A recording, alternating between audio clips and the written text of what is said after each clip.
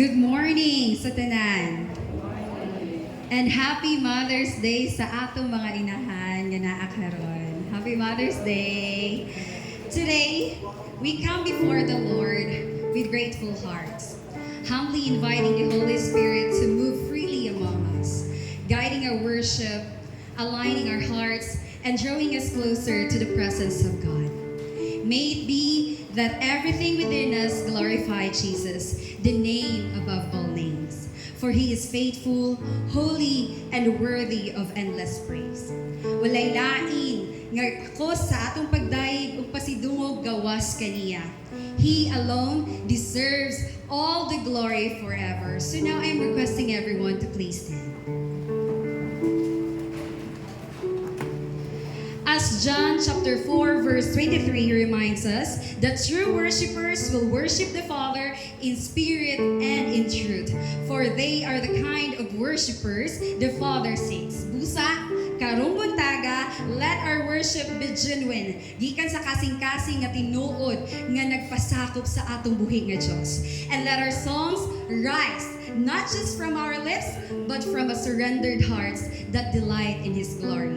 Ablihan nato ang atong mga kasing-kasing sa iyahang presensya, and let us lift our voices to Him.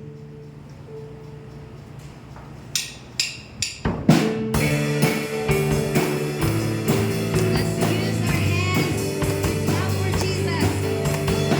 Shout His name up.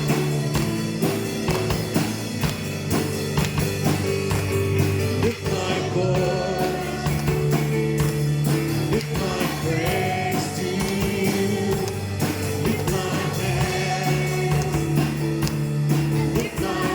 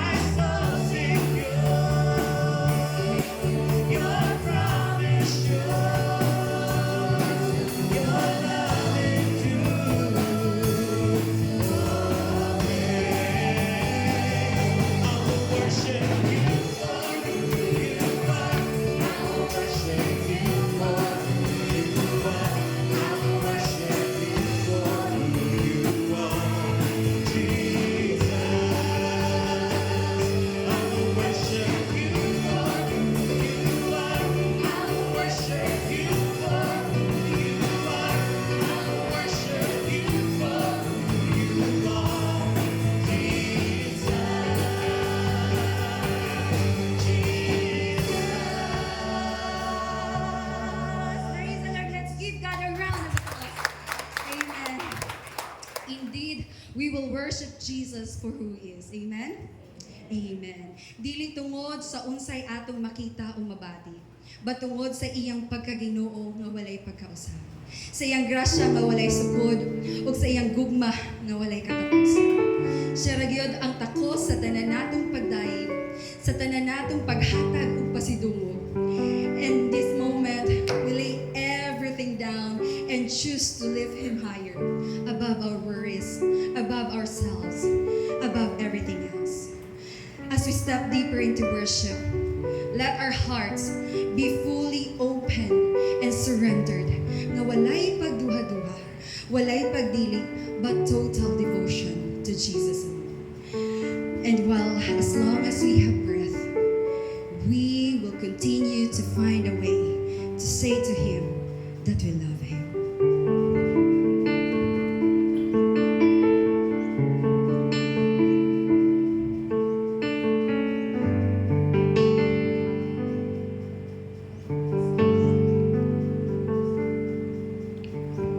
As long as I have breath, I'll find a way to say that I love you.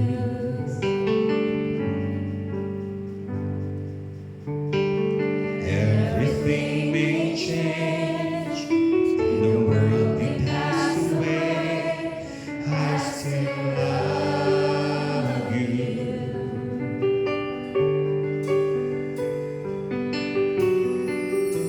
With every song we sing,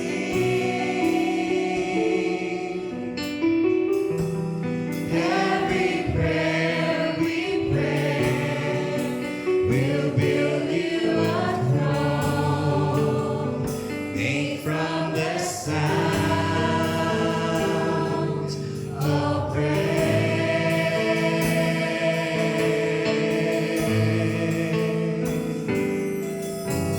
Jesus, we lift you on our praises.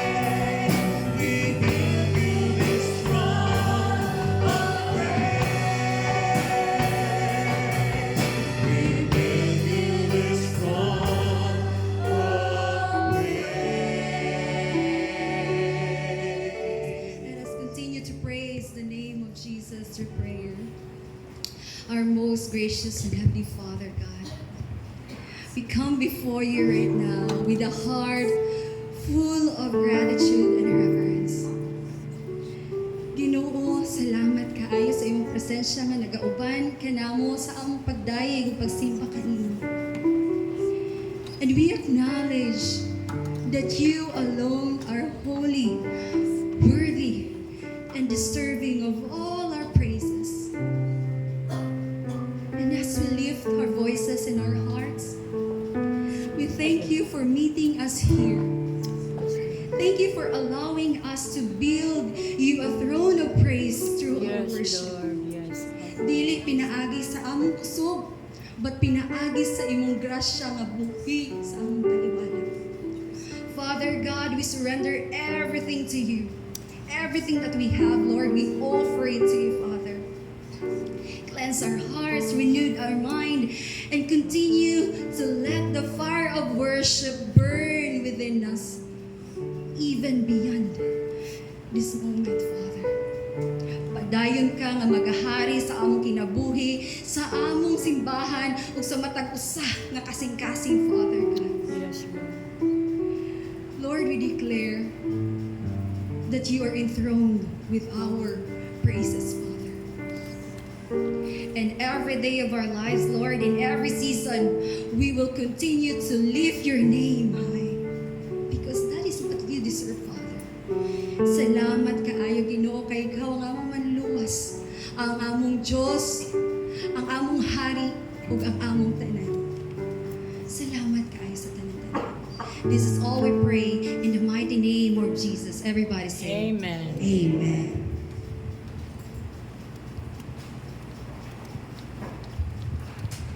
Let's remain standing for the reading of God's Word. If you have your Bibles with you, ato ang buksan din sa 2 Timothy chapter 1, verses 1 down to 6. 2 Timothy chapter 1, verses 1 to 6.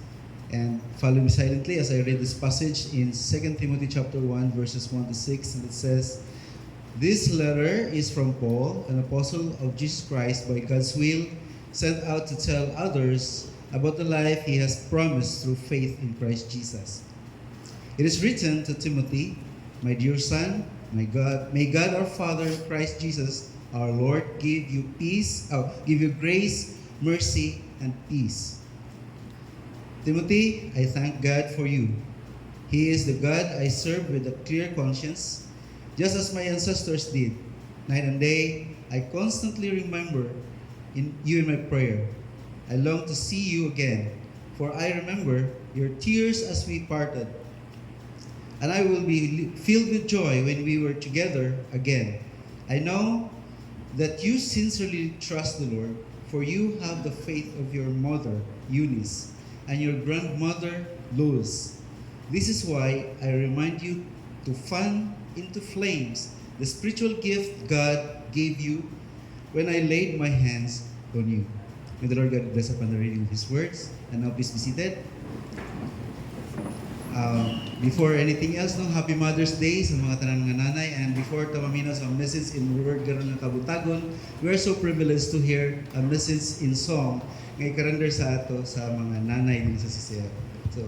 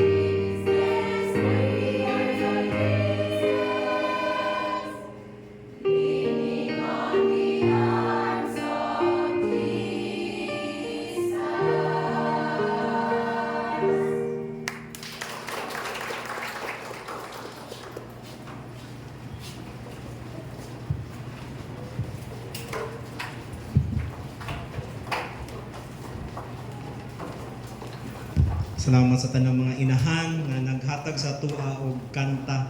Then the song is entitled Leaning in the Arms of Jesus, and ang motherhood without the help of God will be very difficult. It's a big responsibility, and the only way they could carry out their responsibility as mothers is relying on the strength, direction, and the love of God. Good morning sa tanan. And since it's Mother's Day, let me ask you this question. Kinsa dire ang makaingon nga perting liwat ta yun nako sa akong mama? Kinsa dire, taso kamot, naliwat jud kasi mo ang mama. Hawa jud di ay, kasi mo naliwat. It could be your personality, your behavior, the talent, the skill, mannerism, pati ang panglasa ninyo, or even the way you laugh. Again, let me ask you, kinsa diring liwat yun? Ato sa likod. Oh, si Joraine, si si Eliza, right? So, if you ask me, taas mo da kong listahan kay I got so many things from my mother, no, sa music, sa artistry, pagiging organized, ganahan og kalat, cleanliness, laughter kay kung si mama makatawa og sa side nila wa ginay pugong-pugong. Dakong ha-ha-ha yun na. Niya may pagka-OC gamay. Sa food, pagkasinabot, sa style, and pagka-belidoso, and many more. But if there's one thing I believe my mother truly passed on me, it is devotion to the Word of God. Siya gyud ang nagtudlo sa kuha unsaon pag-value sa quiet time. And she modeled that. As I've mentioned before, grade 4, ipalitan namig notebook, isa-isa ni Kuya. And every week, she checks if nagka-quiet time ni. Ga-check siya every Friday or weekends until high school. So she taught me how to spend time with God personally, and that's why karon nahimo na siya kong pastor. And looking back, now I realize perhaps one of the greatest things a mother can leave behind is not success, it's not wealth, it's not achievement, but sincere faith that becomes visible in the next generation. That's why today, as we continue our Beyond Belief series, part 19, we are still talking about holiness, but this time, tan-awan nato ang holiness through the lens of motherhood. Because holiness is never meant to stop in one life. It is meant to become legacy. So today, we will talk about mothering, a legacy of holiness. And how God used mothers and even spiritual mothers to shape generations through sincere faith and holy living. So, kapag pinag-usapan ang legacy, kasagaran sa mga tao, they would think about what someone built, what someone accomplished, or what someone left behind. Usang legacy sa Bisaya, mga kabilin, or mga panulundon. So, sa Tagalog, pamana. The world defines legacy by success, influence, platform, wealth, visibility, achievements. But the scripture measures legacy differently. Lahi ang pamana na gustong na ipakita sa Biblia on how a mother passes that faith on legacy sa iyang mga anak. God's kingdom does not primarily measure legacy by what you accumulated. God's kingdom measures legacy by what continues spiritually because you live. So ang legacy is something that continues. And what continues that is instructed in the scripture is faith, the living faith.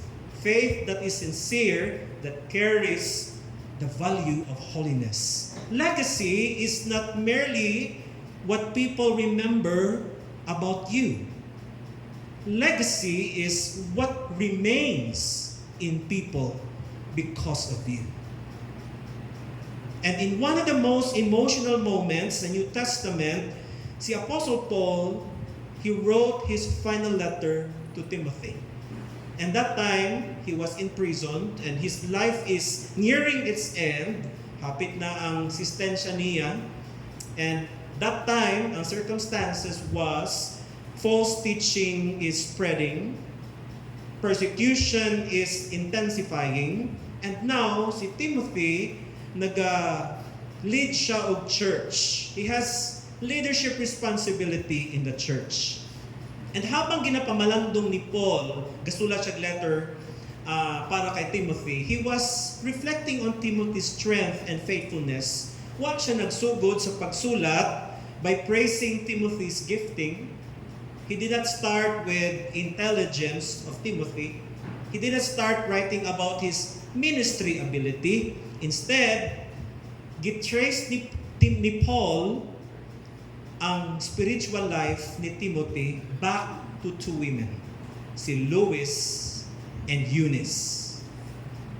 In 1 Timothy 1:5 or 2 Timothy 1:5, sabi sa kanyang letter, I am reminded of your sincere faith, which first lived in your grandmother Lois and in your mother Eunice, and I am persuaded now lives in you also. Notice the language carefully.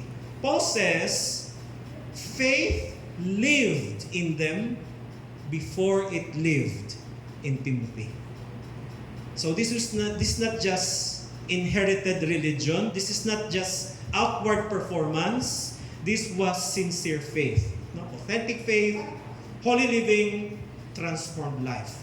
And before Timothy ever preached publicly, ang pagkabalaan, iyahan na encounter because it was modeled privately in his home. Today, as we honor mothers, we also confront a powerful truth. What's that? A holy life never affects only one generation. Holiness becomes legacy. Kaya ang purpose sa holiness, nga dili siya ma-terminate sa isa lang nga generation, sa isa ka kinabuhi lamang. It is meant to become a legacy. It must be passed on continuously. A legacy of holiness is the spiritual imprint a transformed life lives on the next generation. Nga naman kinahanglan nato mga inahan nga nag-mother ug holiness. Why do we need this kind of mother? Because every generation is being shaped by something. Ang mga kabataan, they do not merely inherit genetics. Dili lang personality ilang nakuha, dili lang tradition, dili lang habits. They inherit environments, the atmosphere. Ma-absorb nila ang value, ma-absorb nila ang desires, ang spiritual priorities sa tahanan, sa community, the way they see God, and the patterns of living. That is why ang role sa inahan and spiritual mothers, they matter deeply. Kaya they have the responsibility to shape the lives of their children na makipag-contest good siya how the way society shaped them. Bakit mahalaga ang isang mother, that mother's legacy of holiness? Because if holiness is not intentionally formed in the home, culture will form something else in its place. Ang kalibutan nato karon is already discipling this generation. Our culture, it constantly reteaches identity without God. Pansinin nyo, dagan sa mga bata karon, gamay pa lang, kinsa na nag-disciple sa ilaha, cellphone, TikTok, gamay na kabalo na magsuti, hi guys, welcome to my blog. But they don't have deep understanding about God. The culture today teaches freedom, but without holiness. That's why na-normalize ang sin. The society now teaches success without character. doing whatever it takes to reach the top. Bahala na kung mali ba o tama ang proseso. The world teaches spirituality but without surrender. Kung atong balay, kung ang ating tahanan, they do not become places where sincere faith lives visibly, kung sa'yo may tabo, ang spiritual drift, no, ang paglayo sa mga bata is inevitable sa ilang spiritual life. That's why si Paul, he celebrated Louis, ang lola, ug ang Eunice, o si Eunice ang mama, not because they were famous, not because they are excellent vloggers or excellent nga leaders, not because they were influential publicly, but because sincere faith lived in them deeply enough that it shaped Timothy. So bawat generation becomes the product of whatever consistently disciples it. People are ultimately shaped unsa man ang paulit-ulit nga nagaporma sa ilahang paghunahuna, sa ilang desire, values, habits, and identity. Kung sa isa ka balay, ang permi nga makit-an sa bata nga ang mama particular sa brand, pagdakuan na branded pud na tanan na iyang desire. Ingana pud na kung nagdako ang bata ang mama chismosa, magdako yung bata yung ano. Mao may muhulma sa ilaha. Human beings are formed through repetition. That reminded me of my teacher sa college. Ingon niya, repetition aids retention. Kung saan pa ulit-ulit yung makit-an sa bata, iyang madunggan, what is admired at home, mao pud na iyahang buhaton. What is constantly practiced at home, what is constantly consumed at home, mao pud na ang iyahang ma-develop nga batasan and way of life, madala niya up till adulthood. And it will shape how they think, how they love, it will shape what they will normalize and who they become. And that is discipleship. Sa scripture, discipleship means formation into the likeness of someone. Si Jesus, He discipled His followers through holiness, through truth, through surrender, love, obedience, godliness. Ingana po ng kultura. The culture also disciples and train people into what to celebrate, what to reject, unsa ang i-desire nato, unsa ang i-hadlok nato, unsa ang i-normalize nato. Ang kalibutan, it sets the trends.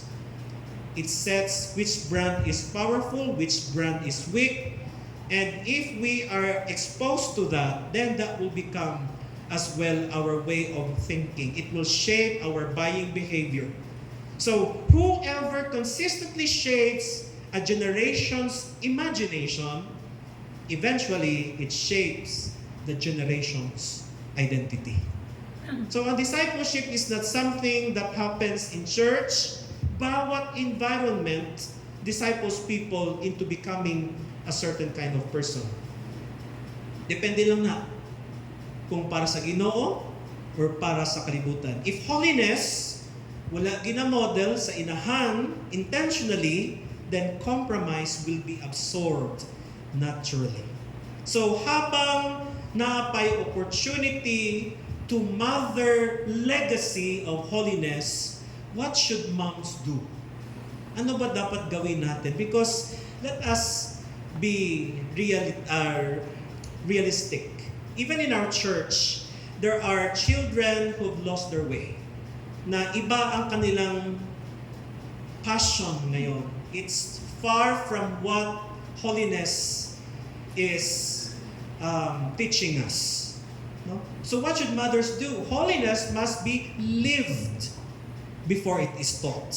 Nga naman daghan sa mga inahan, maglisod, magtudlo, mag-transmit o message and life of holiness because they are struggling as well how to live a life of holiness. And this is not just a calling sa mga inahan, this is also a calling sa mga amahan. And mo ning gi-mention ni Paul na sincere faith. Paul does not merely say si Louis o si Eunice, they possess beliefs. He says sincere faith lived in them. Ang pulong nga sincere, it means genuine, unhypocritical, authentic, real. And this matters because people can inherit religious language without inheriting transformed lives. Maybe they go to the same church where you go, but they don't have the same passion and devotion to a life of holiness. Si Timothy, wala lang siya nakadungog nga nag-discuss og faith ang iyahang lola o mama, nakita niya paano gi-demonstrate ni Louis o ni Eunice ang life of prayer, ang life of consistency, ang life of integrity, ang life of reverence, life of obedience, trust in God, and holiness that is embodied in their ordinary life. No, ang mga kabataan and younger generations are deeply shaped not by verbal instruction, but by atmosphere or actual example. People, they often become what they repeatedly witness. So kung saan paulit-ulit nga nakita sa mga bata sa panimalay, that will become their identity. So before si Timothy na-encounter ang pulpit, he encountered holiness first at home. No? Ang mga tao karon gahuna nga ang discipleship sa church lang. Ano usahay, some parents and some mothers are relying on church ministry, youth ministry for their discipleship, but that's not enough. It also happens in environments where they are exposed. Once a week na ba yan makita sa church? No? Some of the holiest moments happen around dinner tables. How are your conversations? What do you talk about habang kayo kumakain? Do you involve conversation about God? Do you involve about your spiritual status right now? Do you involve what are your struggles in understanding God's Word? Some holiest moments happen in your private prayers. Does your children see you as a mother making devotions, studying the scriptures? May ibang pagbasa mo Bible, pero you yourself are not really devoted in understanding and meditating God's Word. Because, kapalo mo, ang holiness contagious. If there's something that you would want to infect your children, negative term, no, but nindot ma-infect sila sa holiness. What lives in you eventually influences others around you. So, the first sermon that Timothy ever heard was the life of his mother and grandmother. And this is the way the lives of Louis and Eunice are so powerful. Ang ilang faith, wala naghunong sa ilaha. Wala nag-stop sa ilaha. Their devotion to God did not terminate in their own lives, in their own personal walk. Hindi nila sinasarili lamang ang kanilang personal walk with the Lord. What lived in them eventually lived in Timothy. And that brings us to the next truth. Holiness creates spiritual continuity. Paul, he traces the spiritual line of Timothy. Asa nagsugod kay Louis sa lola, gipasa kay Eunice sa anak, sa mama niya, ug naabot kay Timothy. Unang literal nga faith move through generation. And this is important because Scripture repeatedly warns about spiritual drift. Dagan sa mga bata ron, they follow you because they're afraid of you. So, muadto sila sa church because napugos lang, nahadlo kay bunalan kung di mo join. Pero once they reach 16, 17, 18, wala na, di na mamhadlok sa imuha. But if you have trained them in the ways of holiness, they will learn to embrace that and love that. Even mabot na sila sa stage of rebelliousness. But in Timothy's story, makita nato, one generation preserved holy faith into the next. That means holiness is not personal transformation. Holiness is generational preservation. Ako kayong atas, no, mga inahan? Generational preservation of holiness. The enemy, take note, the enemy does not attack only the mother, the enemy attacks continuity. He attacks continuously. Dili lang sa imo. That's why transmission of faith must be carried over, must be passed on to your children. Because do not say exempted imong anak. They won't be. Because in the last days, as Paul mentioned, many people will become wicked. And wickedness is the result of a generation that has not been modeled with and that has not been passed on with the legacy of holiness. That's why ang instruction ni Paul kay Timothy sa 2 Timothy 3:14-15, but you must remain faithful to the things you have been taught. You know they are true, for you know you can trust those who taught you. You have been taught the Holy Scriptures from childhood, and they have given you the wisdom to receive the salvation that comes by trusting in Christ. So Paul reminds Timothy, from childhood, nakabalo siya sa Scriptures. Kung kinsa nagtudlo sa iyaha, wala man siya nag-mention din nga na pastor nagtudlo.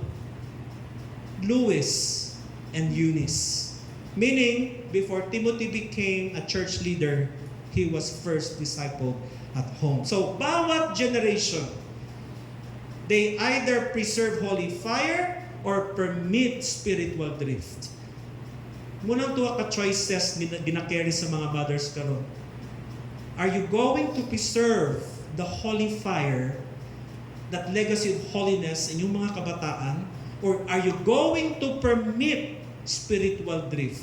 Kung nawala ang iyong mga anak sa landas in the path of righteousness, sad to say, sasabihin ko, because you permitted it. Hinayaan yung maganap. How did that happen? When you did not transmit it. When you did not pass on the message of righteousness. There are spiritual mothers also who does that. Dili lang biological mother.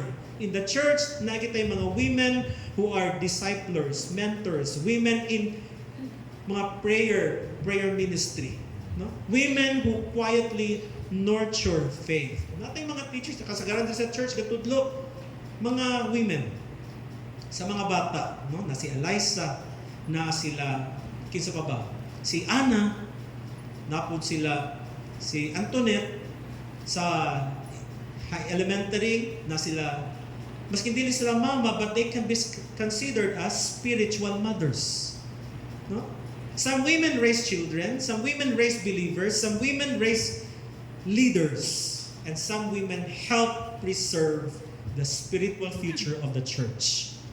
A holy life can outlive itself through the people it shapes. Meaning, wala gahunong ang holiness sa isa ka tao nga nagahimo a life of holiness. Mo impluwensya yun na, mo guwas yun na, and it will affect someone through their lives, through their voices, through their presence. Even though mawala na sila, magpabilin ang legacy of holiness. That's why when they're gone, masuti nato, oh, they live a purposeful life. And they died a meaningful death. What is a meaningful death? You have successfully transferred the message of holiness. In other words, a holy person shapes others. And those who are shaped will also shape others. And the influence continues across generation. That's why nasutin ako ganiha, holiness is contagious. And it influences environment. Kung naitaw nga galakaw sincerely with God, it will affect your conversation. Maglahi yun ang conversation sa tao nga galakaw to holiness. Ang isa kainahan who are walking holiness, meaningful, rich, deep, rooted, maka-encourage nga conversation. It will also shape priorities. It will shape atmosphere. It will shape decision. It will shape families. It will shape churches. It will shape future generations. And people around them begin to see God differently. Ug makaroon sila og kagutom sa pulong sa Ginoo. They will learn how to value purity and they will pursue Christ seriously. So, ang holy life becomes spiritually formative. Pero habang ang legacy sa holiness is beautiful, we must also recognize something honestly. Kana nga responsibility ang gihimo ni Eunice ug ni Louis is not easy. Spiritual continuity does not happen accidentally. Nga murag in one snap, forever na lang nakargahon sa mga bata. Holy generations are not produced casually. It takes a lot of prayers. Sometimes we admire ang bunga sa spiritual legacy without recognizing ano ang kabug-aton nga gikarga sa mga ginikanan o sa inahan nga nag-cultivate ni Ana sa kinabuhi sa isa ka bata. And many mothers carry these battles silently. Daghang tears, daghang prayer, daghang pagluhod sa Ginoo, which now leads us to the next reality, the challenges of building a legacy of holiness. I said, mothering holiness is beautiful, but it is also challenging. Because ang pag-build sa spiritual legacy, it happens in broken world.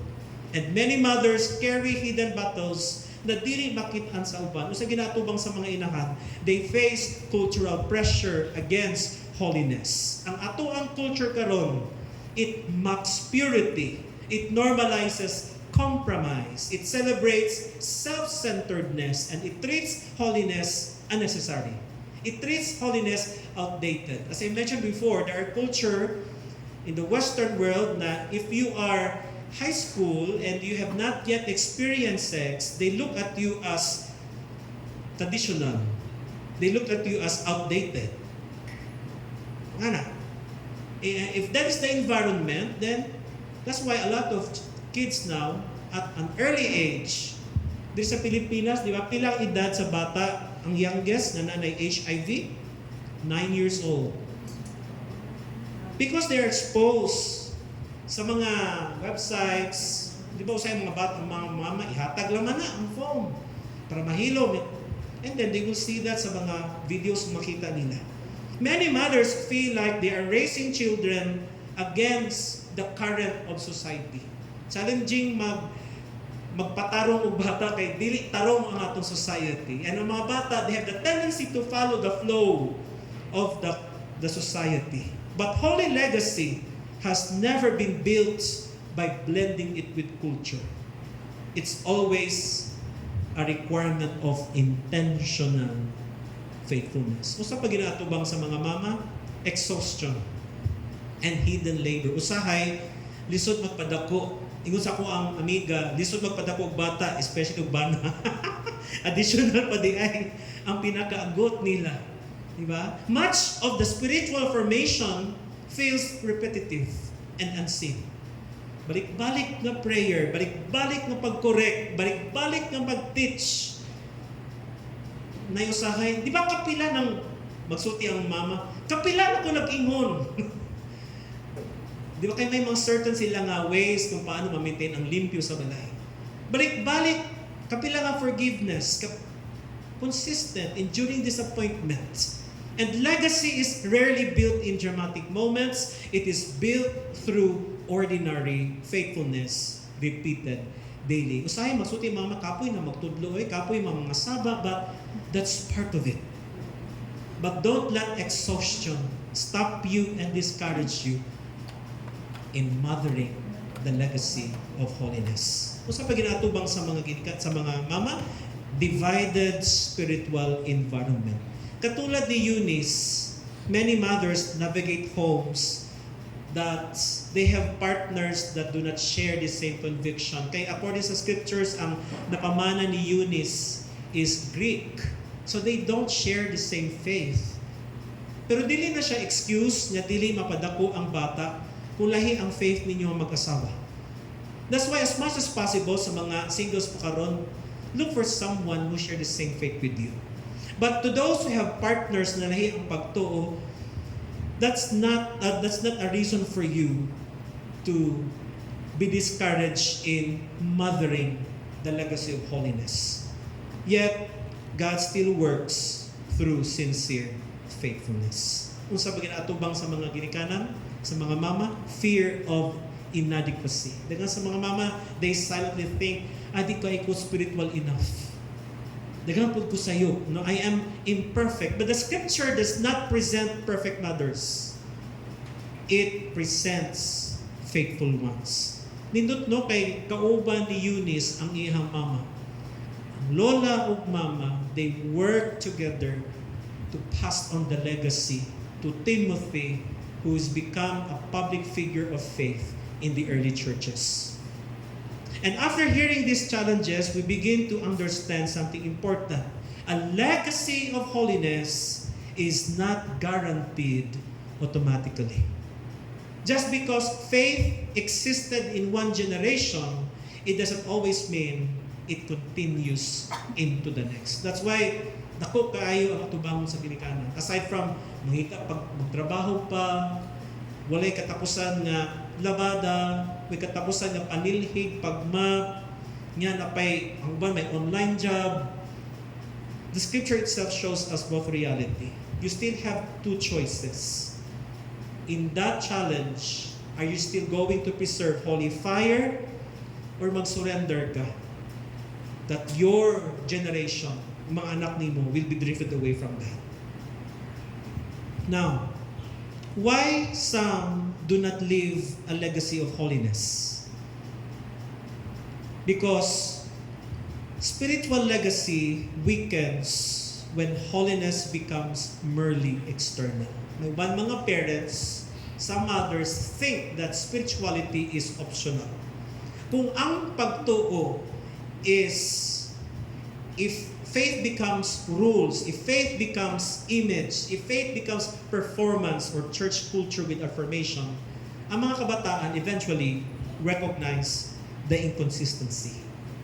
And Paul specifically prays sincere faith. Mahalaga ang authenticity sa mga parents, sa mga mothers. Spiritual legacy weakens a life of holiness when it is inconsistent. Children are shaped not just by one word, not just by one moment, but repeated patterns. Muna, si mama every weekend, i-check kung tama ba ang meditation. Until nga, makasalig na siya nga, kuha na. Ano na? Spiritual legacy weakens when mother's priorities are replaced by worldly priorities. Sometimes, ang focus lang sa inahan, nga, makagraduate na niya, makahuman, okay na ko. But a lot of people graduated sa academics but have not graduated sa teaching, sa spiritual direction sa Ginoo. No? Sometimes ang ginauna, achievement, comfort, reputation, and material goals, but wala gina-celebrate ang Christ-likeness sa mga bata.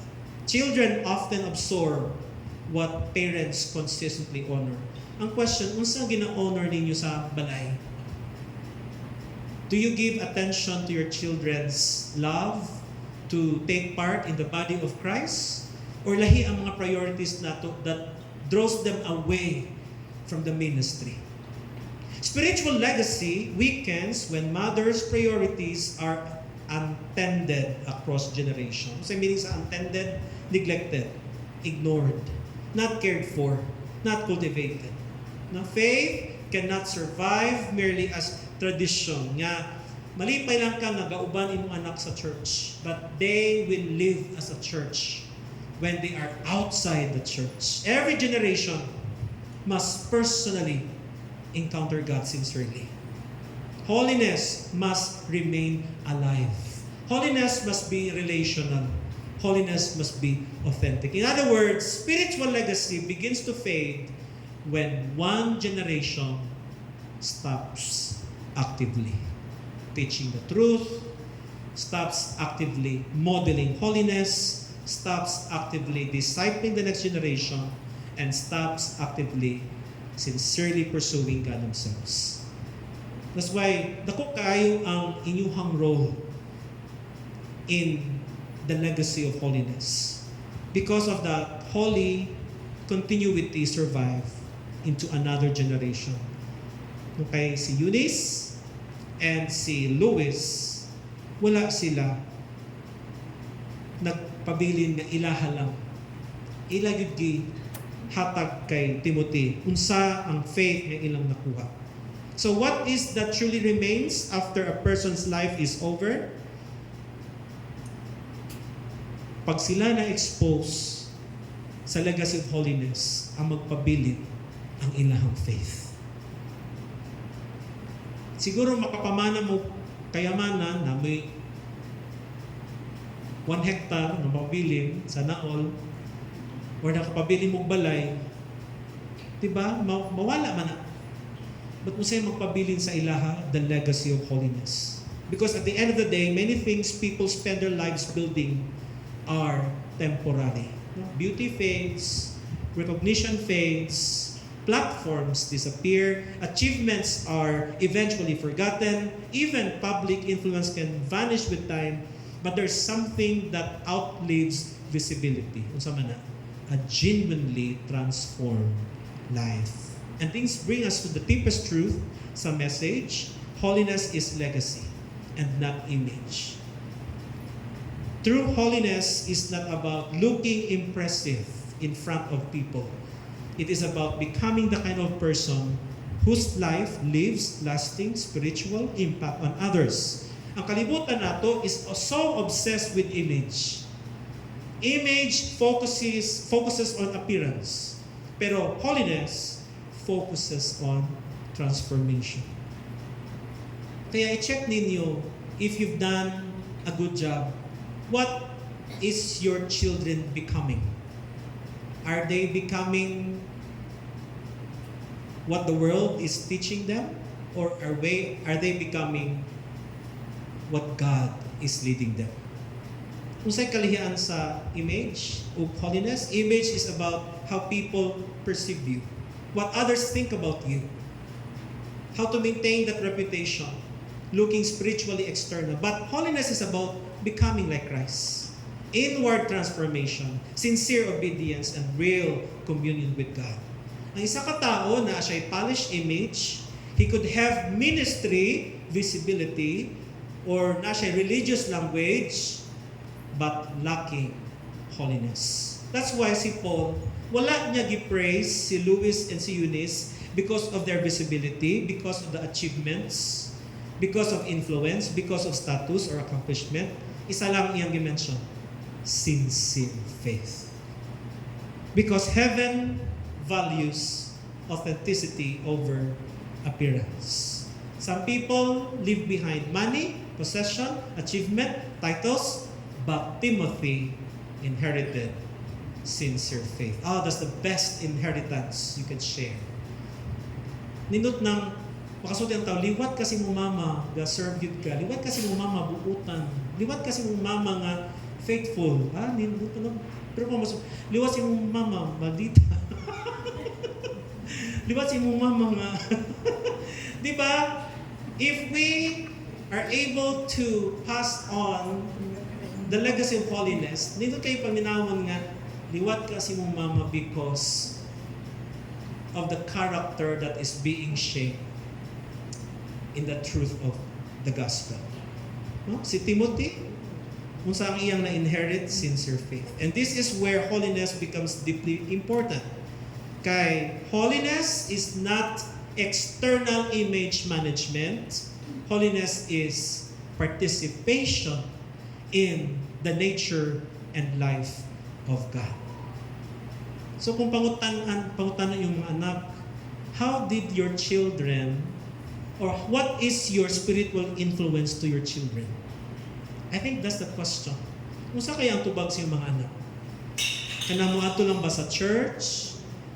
Knowing few songs?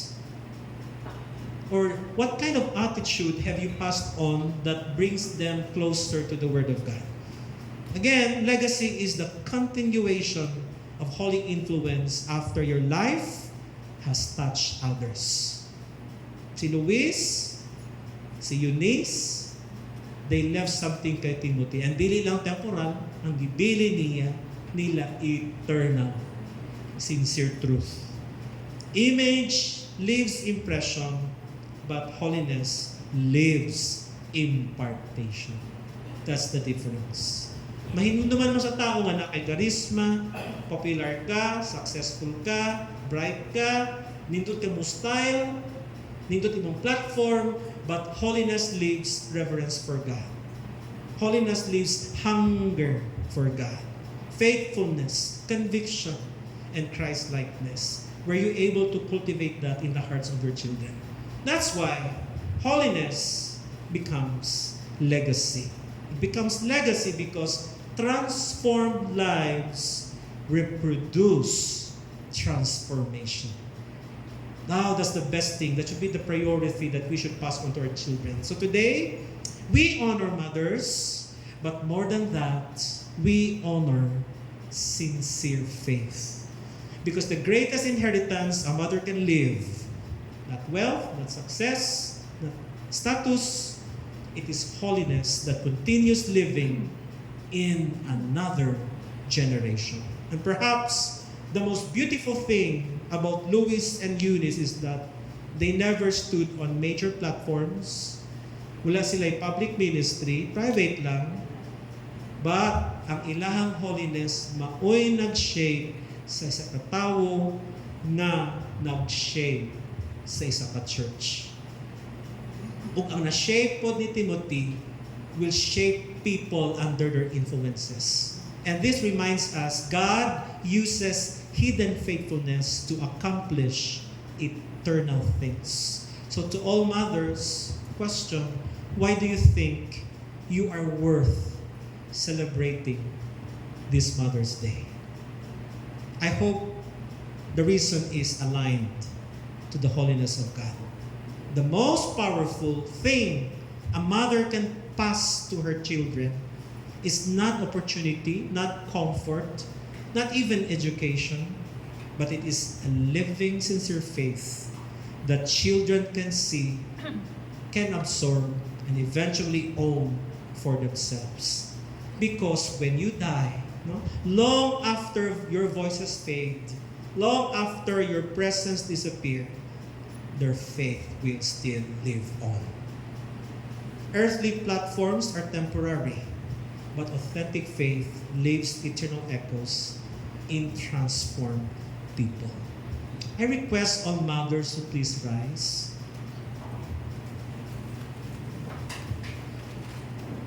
God has given you a very special task. It's not lower than the men's responsibility. It's equally the same task that is passing on the legacy of holiness. And may your role will not only mother your children how the way to be more attractive to the world, but to be an influence to the world. Sa mga anak, let us, and everyone here, let us offer a prayer for our mothers. It's not easy. They are juggling a lot of responsibilities. Let us offer a prayer to them. Especially those mothers na challenging ang ilang mga anak sa ilaha who has not yet fully embraced the legacy of holiness. May they not get tired of repetitive reminder, repetitive prayers for the salvation, for the growth and maturity of their children. Let us all pray.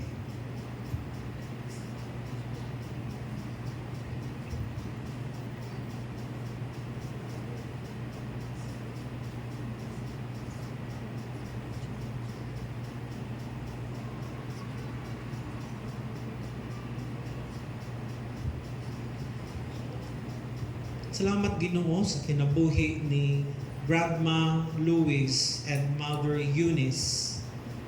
How they showed us in the backgrounds, in their private life, that they are carrying on the torch of legacy of holiness sa ilahang anak, sa iyang apo na si Timothy.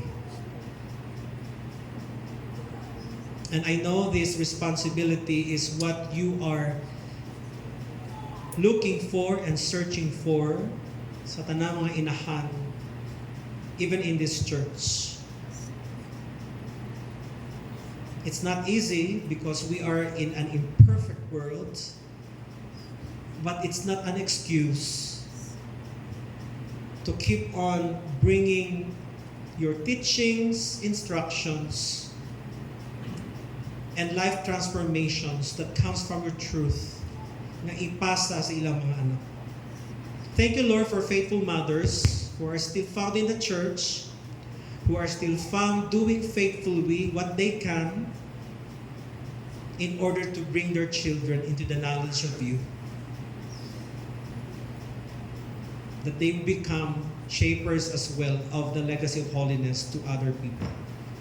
For those who are living in a family na challenging ang pagiging inahan, we pray for them, Lord, that they will be strengthened even more and be challenged with how the way Eunice lived.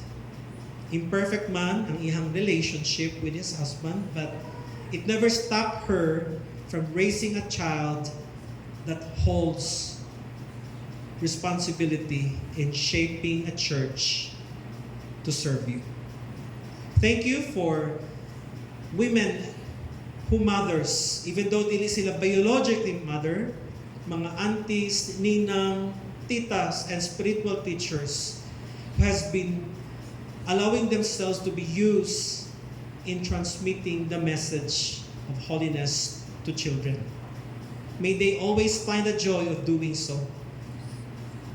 For all the mothers in this church, we praise you, Lord, for their lives, who pressed on, keep on doing the things that you are mandating them to do. In Jesus' name, amen. Palakpakan nato ang tanan natin mga ito. And you may now take your seat.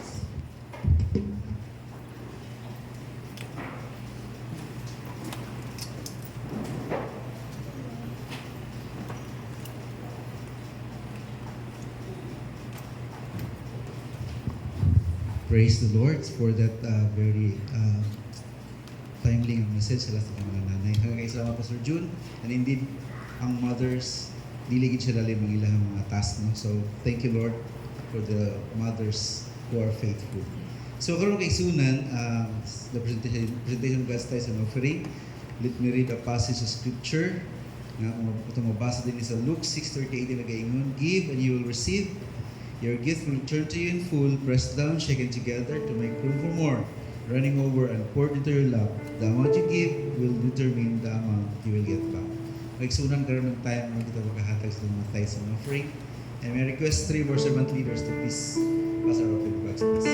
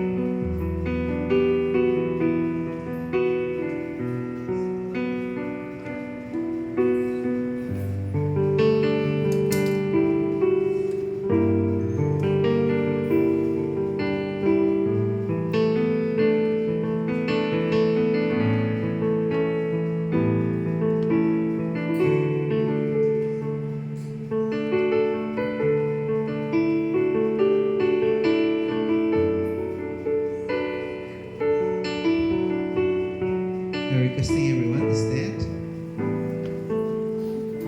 Sing the song. Praise God from above, blessings flow. Praise King of creatures here below.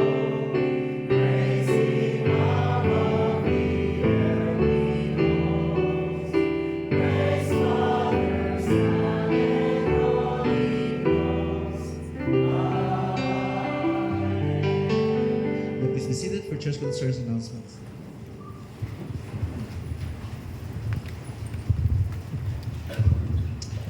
This coming Sunday is our 17th anniversary. So this week or today, kindly give your contributions sa inyong mga leaders. And sa mga may assignment, kindly check our bulletin board sa likod if na ang inyong names, because that will be your assigned roles this coming Sunday.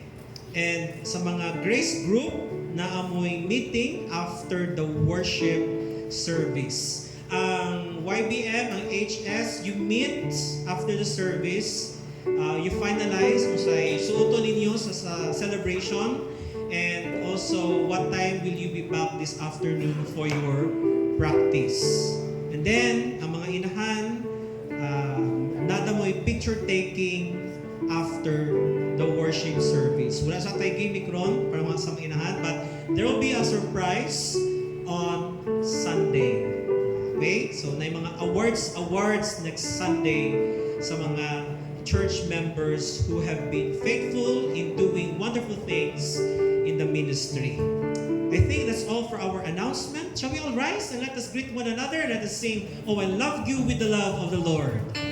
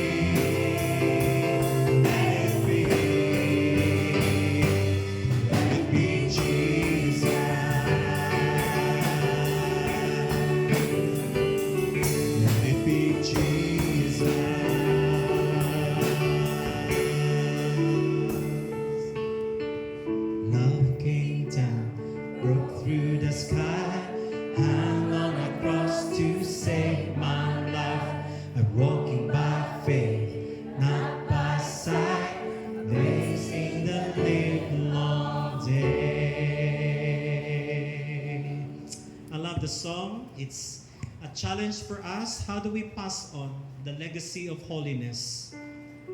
Let it be Jesus in the morning and in the evening. Let it be Jesus. Father, we thank you for allowing us to see the wonderful roles of our mother who shaped us into becoming a person you want us to be. Of course, with the help also of our parents, for our father. Salamat Lord sa ng role who have especially given them the task to nurture us with your word, who prepared us good in the morning, who sent us to school, and who taught us your love, and taught us to love others the way you love us. For those who are having sickness, may you bring healing. Those who are broken, may you make them whole. And for mothers who are experiencing abuse, may they find a way out of that relationship.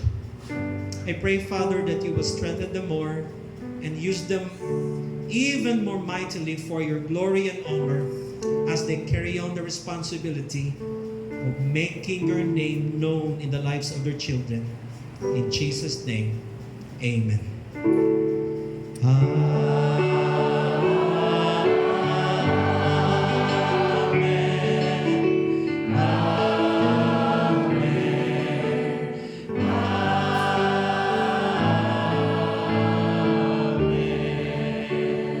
Everybody shout, Happy Mother's Day! Good morning to everyone.